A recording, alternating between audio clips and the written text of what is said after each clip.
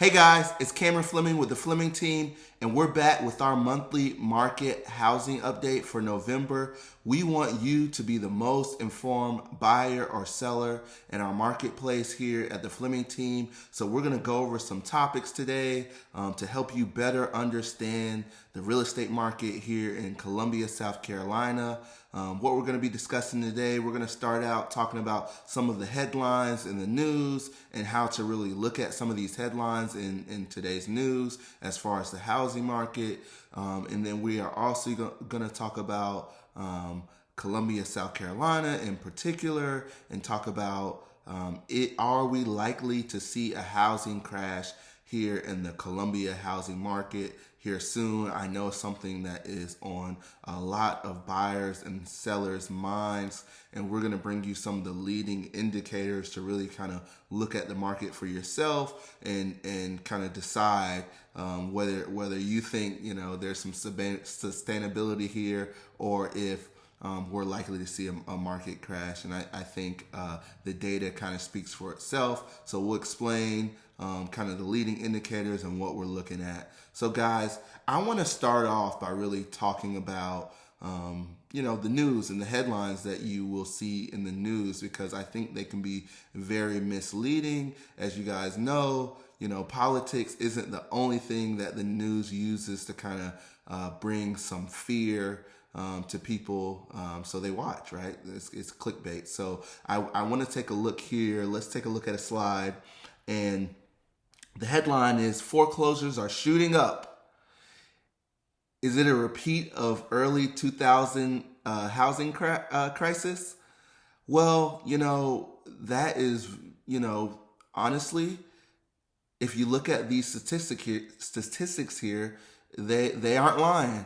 Foreclosures are up 49% in comparison to August 2020. But I think what you have to look at, and I think when you really start to think about it, during this time period, there was a moratorium on foreclosures. So obviously, there are not going to be a lot of foreclosures, and so we have seen an uptick in foreclosures nationally speaking.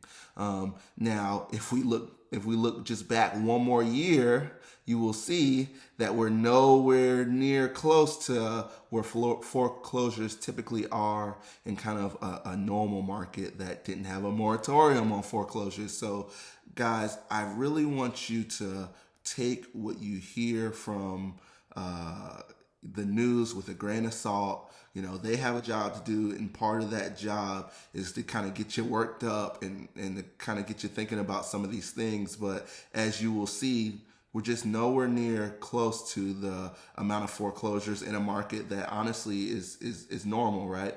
It's normal to have 28,000 foreclosures, and I do think it's a little disingenuous for the headline to read foreclosures are shooting up. I think the news understands the dynamics of these numbers, but nevertheless they want you to click. So guys, I just wanted to really start this month's market update, because you'll kind of see more statistics like this as we exit out of very atypical cycles in terms of real estate. So just be aware that everything you read, it may be true, but it might not tell the full story. Now, guys, I want to kind of get to start talking about the Columbia, South Carolina market. I've been hearing a lot of people wanting to know, do we see home prices depreciating, right? A crash in the market here soon. And I want to try to really simplify this for you guys. And I think this will help your understanding on when prices depreciate in the housing market, okay? And so home prices will depreciate when the amount of homes for sale, the inventory, is drastically more than the buyer demand for those homes, all right? And so I want to take a look at some of the indicators of inventory and then buyer demand, and I think you can kind of create your own idea about what is likely to happen in the future. And so this is kind of how economists come up with these predictions on, is the housing market likely to appreciate or depreciate?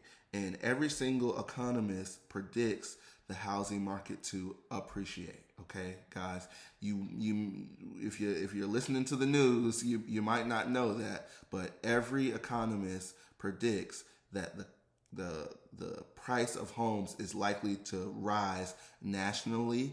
And so, I even want to look at Colombia because I actually think we have an even more likelihood that prices will continue to rise. So let's first look at inventory, right? So even if we just look at an existing inventory, right, the number of homes that have already been built, right? There has been a war cry for 5 years that not enough homes were being built. Nothing has changed, okay? Not enough homes have been built. And so, this is something that has contributed to the 1 month worth of inventory that we have here in the Columbia, South Carolina market. Okay, 1 month worth of inventory. If we had 6 months worth of inventory, we'd still be in a stable market, right? So you have to ask yourself: is it likely for the pendulum to shift so dramatically in the near future that we go from 1 month's worth of inventory to something dramatically over the buyer demand? All right. Let's talk about new construction. New construction is another indicator in terms of inventory. We all know that new construction is having trouble bringing product to the market. Now, that is being eased a bit, right? But, honestly speaking, there's just not really a whole lot of catching up that can happen. And when we see things in our market like Lexington's moratorium on rezoning for new construction, right, it's not likely that we're going to see enough new construction in our market to bring enough inventory to the market to dramatically shift where we are at. Foreclosures. Okay, guys, this is another space where when we look at existing inventory and new construction, even the foreclosures are just simply not going to be enough to bring enough inventory to the market that will shift, 1 month's worth of inventory to, well over 6 months worth of inventory. So it's just simply not going to happen. Now, here's a real gem, I think, in terms of the Columbia market, and I think that's why you see a lot of investors really big on the Columbia market. Let's talk about the buyer demand, all right? So what's driving the buyer demand to the Columbia market? The first thing, and the thing that I hear most from people is the cost of living, right? We have pretty significantly low cost of living in comparison to national averages. We're about 15% low in comparison to national averages to cost of living. So most likely, if somebody's in another state and they're thinking about moving to a place that has a better cost of living, right, Columbia, South Carolina is one of those areas. Let's also talk about another thing that affects buyer demand.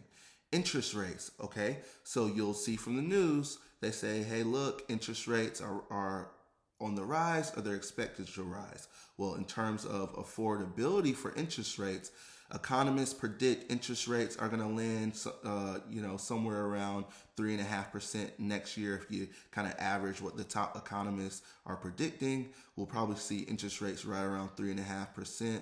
This is still historically low. And so while it is going to affect affordability some, it's not going to be to the levels that are going to drive buyer demand down enough to give us enough inventory to see homes start depreciating. So guys, those are really the biggest factors when it comes to what's going to happen in terms of, is there going to be a housing crash or is there not? And so I think you can make your own assumption around what's going to happen in the marketplace. And then if we look at what economists are saying, they are predicting that home prices are going to continue to rise another 5 to 6% next year. And if I'm looking at these indicators in terms of, cost of living, people are relocating to Columbia. You have jobs that are letting people work from home. So now they're looking for places that are more affordable, but also close to things like major airports, Charlotte, close to things like the beach, Charleston, Myrtle Beach, right? And people are really honing in on the Columbia, South Carolina area. So expect to see home prices continue to rise. Expect to see the market continue to be a little challenging if you're a buyer. Expect if you're a seller to continue to gain equity. And so, that is our monthly market update for November. And we'll be back next month. Until next time, guys. Peace.